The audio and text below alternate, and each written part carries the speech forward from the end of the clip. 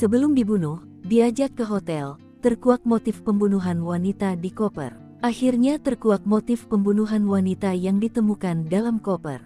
Tersangka Ahmad Arif Ridwanullah, 28, dan korban Rini Mariani, 50, ternyata punya hubungan spesial sejak Desember tahun 2023. Dilansir wartakota.com, Direktur Reserse Kriminal Umum Polda Metro Jaya, Kombes Wira Satya Triputra, Jumat tanggal 3 Mei tahun 2024.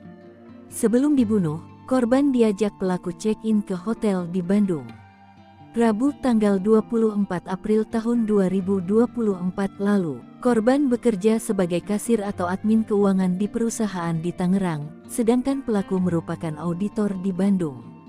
Kemudian hubungan mereka berkembang ke arah yang spesial. Korban pembunuhan Rini Mariani sempat minta dinikahi oleh tersangka Ahmad Arif Ridwanullah.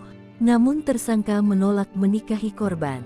Hingga akhirnya keluar kata-kata kasar dari korban yang membuat tersangka sakit hati. Tidak terima dihina, Ahmad Arif Ridwanullah kemudian membenturkan kepala korban ke tembok hingga berdarah. Korban kemudian tewas lantaran dicekik dan dibekap oleh tersangka selama 10 menit.